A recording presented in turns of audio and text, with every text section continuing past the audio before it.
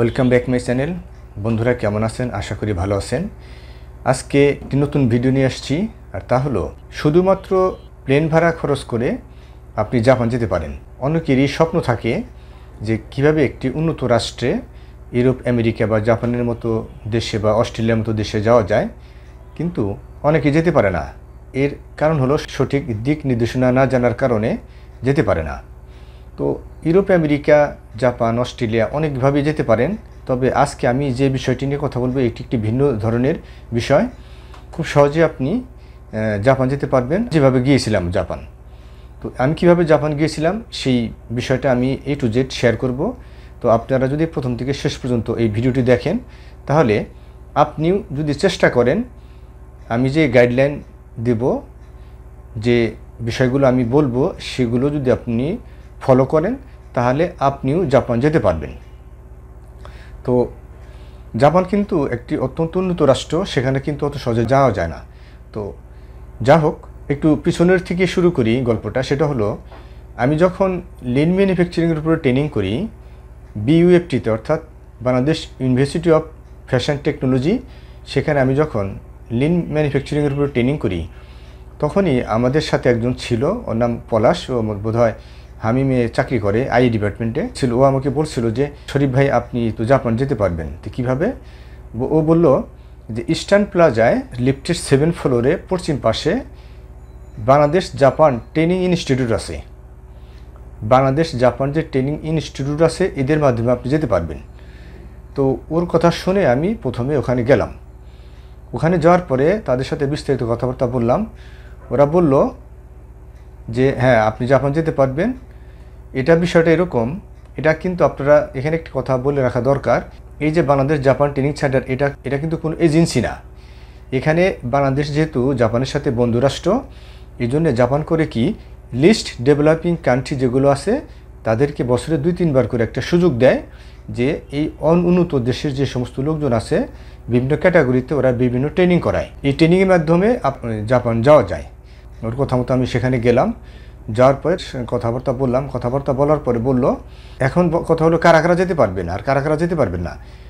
যারা বাইং হাউসে চাকরি করেন তারা যেতে পারবেন না, আর যারা ফ্যাক্টরি বেস চাকরি করেন তারা যেতে পারবেন।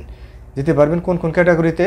নাম্বার 1 হলো আপনার কোয়ালিটি ডিপার্টমেন্ট থেকে যেতে পারবেন, অর্থাৎ কোয়ালিটি ডিপার্টমেন্টে যারা চাকরি করেন তারা যেতে পারবেন। প্রোডাকশন ডিপার্টমেন্টে যারা চাকরি করেন তারা যেতে পারবেন। আই ডিপার্টমেন্টে, HR এবং কর্পোরেট ম্যানেজমেন্ট, এই 4-5টা ক্যাটাগরিতে আপনি যেতে পারবেন।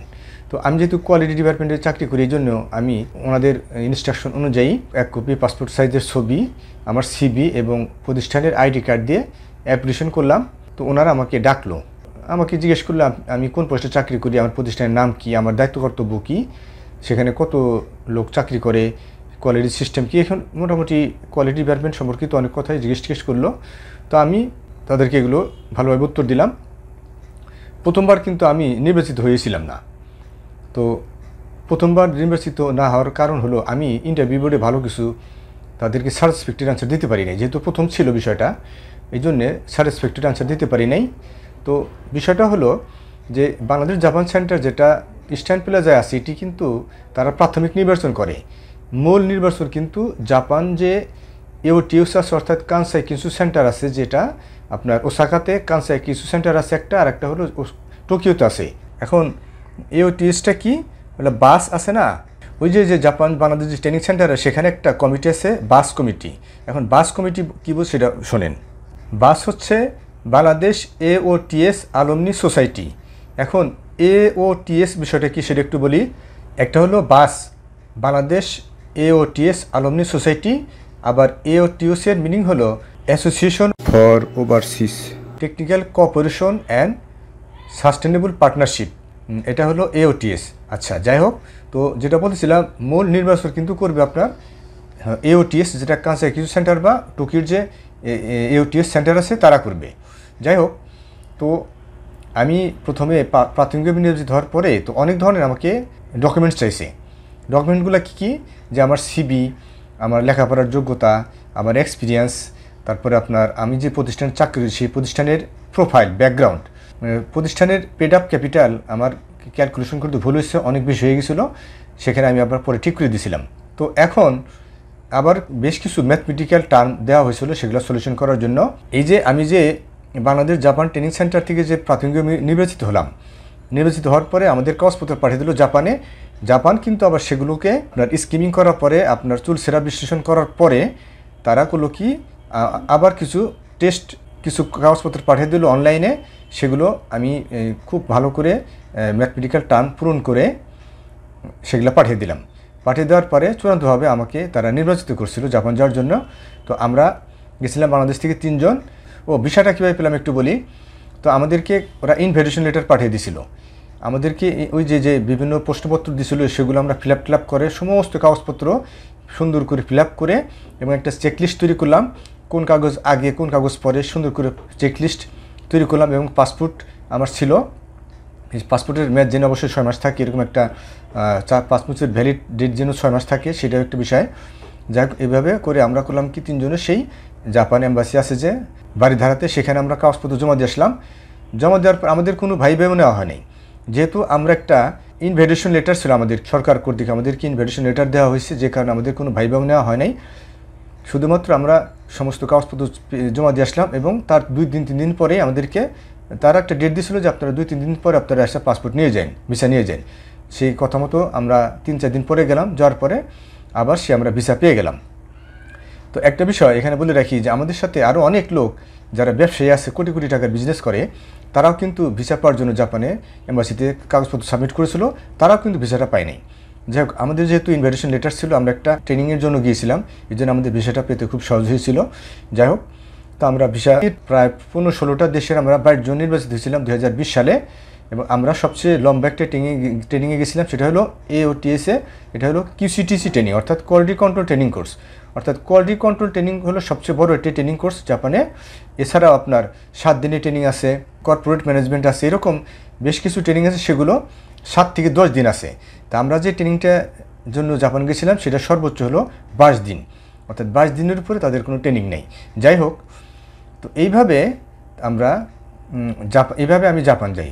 এই যে আমি যে কথাগুলো বললাম, আপনারাও যদি সিবি দিয়ে, পাসপোর্ট সাইজের ছবি, সিবি এবং প্রতিষ্ঠানের আইডি কার্ড দিয়ে আপনারা বাংলাদেশ জাপান ট্রেনিং যে সেন্টার আছে ইস্টার্ন প্লাজাতে লিফটের পশ্চিম পাশে, ওইটার ঠিকানাটা আমি দিয়ে রাখবো এবং ওয়েবসাইটের লিঙ্কটাও ডিসক্রিপশন বক্সে দিয়ে রাখবো, আপনারা দেখে নিতে পারেন। তো আপনাদেরকে মাঝে মাঝে ভিজিট করতে হবে, বছরে 3-4 বার করে ওরা এটা অপরচুনিটি দেয়। এই লিস্ট ডেভেলপিং কান্ট্রি বা বন্ধু রাষ্ট্র যে সমস্ত রাষ্ট্র আছে, জাপান এই সুযোগটা দিয়ে থাকে। এটা টোটালি আপনার যে জাপান যে সরকারের মিনিস্ট্রি ট্রেড অ্যান্ড ফিনান্স আছে, তারাই টোটাল খরচ বের করে। এখানে টোটাল খরচ হয় 7.5 লাখ টাকার মতো। আমার শুধু খরচ হয়েছিল প্লেন ভাড়াটা, অর্থাৎ ঢাকা থেকে আমরা 2020 সাল তো ছিল করোনার সময়, যে কারণে আমাদেরকে যেতে হয়েছিল থাই এয়ারওয়েজে আমাদের একটু খরচ বেশি হয়েছিল, যেটা 64,000-এর জায়গায় আমাদেরকে লাগছিল 85,000 টাকা। আর আমরা যদি হংকং হয়ে যেতাম তখন আমাদেরকে লাগতো 60,000 টাকা। অর্থাৎ হংকং তখন করোনার কারণে ওই পোর্টটা বন্ধ ছিল, যে কারণে আমাদেরকে থাই এয়ারওয়েজে যেতে হয়েছিল। আমরা কিন্তু আর একটা জিনিস বলি রাখি, তা হলো যে এই যে আপনি তুরন্তভাবে নির্বাচিত হওয়ার পরে আপনাকে বাংলাদেশ থেকে যাওয়ার আগে কিন্তু ওই যে বাংলাদেশ যে ট্রেনিং সেন্টার আছে, এখানে আপনার সদস্য পদের জন্য আপনার 45,000 টাকা দিতে হয়। তাহলে কি হলো যে আপনার 85,000 টাকা, 85,000 টাকা, আর হলো এখানে 45,000 টাকা, মোটামুটি 1,20,000 টাকার মতো আপনার টোটাল খরচ হবে। আর আপনি ওই জাপান যাওয়ার পরে কিন্তু ওই যে AOTS যে সেন্টারটা আছে, ওরা কিন্তু আপনাকে আবার আরও সম্মান হিসাবে বা ভাতা হিসাবে প্রায় 38,000 থেকে 40,000 টাকা দিয়ে দিবে। তার মানে কি, ঘুরে ফিরে আপনার সেই প্লেন যে ভাড়াটা এটাই খরচ হবে শুধু। এখন বিষয়টা হলো যে এই যে আমরা যে গেলাম, যার পরে বিশ্বাস করেন যে আমরা জাপান না দেখলে বিশ্বাস করা যায় না যে জাপান কতটা ডেভেলপড, এবং এই ডেভেলপডের পিছনে কিন্তু কারণ আছে। তো যাই হোক, ওদিকে না গেলাম। তো আমাদের ভিসা পাওয়ার পরে আমরা টিকিট কাটলাম। টিকিট কাটার পরে আমাদের যথারীতি আমরা থাই এয়ারওয়েজে আমরা থাইল্যান্ড হয়ে জাপানে চলে যাওয়ার পরে আমাদেরকে একটা চার্টার্ড বাস ছিল, যে ওখানে একটা লোক ছিল, আমাদেরকে বলাই ছিল যে আমাদের রিসিভ করবে, জাপানের এক ভদ্রলোক। তো উনি আমাদের রিসিভ করার জন্য ওয়েট করতেছিল। আমরা গেলাম, আমাদের সাথে সাথে পাকিস্তানি ছিল, মেক্সিকান, তারপরে মেসিডোনিয়া, তারপরে শ্রীলঙ্কান, মিশরি, এরকম প্রায় 18-19টা দেশের লোক ছিল। প্রত্যেকে আমরা করলাম কি সেই চার্টার্ড বাসে করে আমাদেরকে আমাদের যে গন্তব্যস্থান অর্থাৎ কানসাই কিসু সেন্টার AOTS, সেখানে আমাদের নিয়ে যাওয়া হলো। নিয়ে যাওয়ার পরে আমাদেরকে একটা ফর্ম পূরণ করা হলো এবং থার্মোমিটার দিয়ে আমাদেরকে, যেহেতু করোনার সময় ছিল, আমাদেরকে থার্মোমিটার দিয়ে আমাদের টেম্পারেচার চেক করা হলো। তারপর একটা কার্ড দিল, কার্ড দেওয়ার পরে হোটেলের চাবি টুবি বুঝিয়ে দিল। বুঝিয়ে দেওয়ার পরে আমরা হোটেলে চলে গেলাম। হোটেলে চলে যাওয়ার পরে এইভাবে আমরা চলে গেলাম এবং ওখানে আমাদেরকে একটা কার্ড দেওয়া হলো, যে কার্ডের মাধ্যমে আমরা সকাল দুপুর রাতে আমরা বিনা পয়সা খেতে পারবো ক্যাফেটেরিয়াতে। এবং আরেকটা কার্ড দিল যে আপনারা যেখানে যাবেন এই কার্ডটা সাথে রাখবেন, কোনো কিছু হয়ে গেলে যেন আমাদেরকে এই হোটেলে নিয়ে আসতে পারে। এখানে যে রুমটা আমাদেরকে বরাদ্দ করা হয়েছিল, এই রুমটা ওদের মাথায় খালি বুদ্ধি আর বুদ্ধি, জাপানের লোকের মাথায় বুদ্ধি ছাড়া কিছুই নেই। ছোট্ট একটা রুমে এত ধরনের ফ্যাসিলিটিস মেকানিজম তৈরি করছে, না দেখলে বিশ্বাস করা যায় না। তো যাই হোক, এইভাবে আমি শুধুমাত্র প্লেন ভাড়া খরচ করে জাপানে যাওয়ার আমার সুযোগ হয়েছিল ট্রেনিং করার জন্য। সেখানে আমি কোয়ালিটি ম্যানেজমেন্টের উপরে প্রায় 22 দিন ট্রেনিং করে আমাদেরকে সার্টিফিকেট প্রদান করা হয়। তারপরে আমরা বাংলাদেশে চলে আসি। যাই হোক, এইভাবে এখন আপনিও যেতে পারবেন। আমি যেভাবে বললাম, অর্থাৎ প্রথমে আপনি বাংলাদেশ জাপান ট্রেনিং সেন্টার আছে, সেখানে আপনি যাবেন, অ্যাপ্লিকেশন করবেন, খোঁজ রাখবেন, ওয়েবসাইটে ভিজিট করবেন কখন এই সুযোগটা আসে। আপনি অ্যাপ্লাই করবেন, ভাইবা দিবেন। প্রাথমিকভাবে নির্বাচিত হলে কাগজপত্র যা যা চাবে আপনি সাবমিট করবেন। সাবমিট করার পরে সেগুলো জাপানে যাবে। জাপানে তার স্কিমিং করার পরে, চেক করার পরে যদি আপনি চূড়ান্তভাবে নির্বাচিত হন, তাহলে আপনাকে বাংলাদেশে কাগজপত্র পাঠিয়ে দিবে। তবে ওই ইনস্ট্রাকশন অনুযায়ী আবারও কাগজপত্র ফিল আপ করবেন, ওখানে সাবমিট করবেন, জাপান এম্বাসিতে সাবমিট করবেন। তারপরে প্লেন ভাড়া করে প্লেনের টিকিট কেটে আপনি জাপান যেতে পারবেন। এইভাবে আমি জাপান গিয়েছিলাম।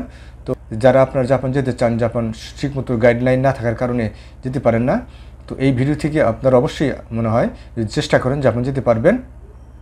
তো ভিডিওটি যদি ভালো লাগে থাকে অবশ্যই একটি লাইক দিবেন, কমেন্টস করবেন, শেয়ার করবেন। আর আপনি যদি চ্যানেল নতুন হয়ে থাকেন অবশ্যই চ্যানেলটি সাবস্ক্রাইব করবেন, কারণ ট্রাভেল এবং ফুড নিয়ে বিভিন্ন ভিডিও করে থাকি। তো আপনি যদি চ্যানেলে কানেক্ট থাকেন তাহলে এরকম নতুন ভিডিও আপনি পেয়ে যাবেন। তো আজ আলোচনা এই পর্যন্ত। সবাইকে ধন্যবাদ।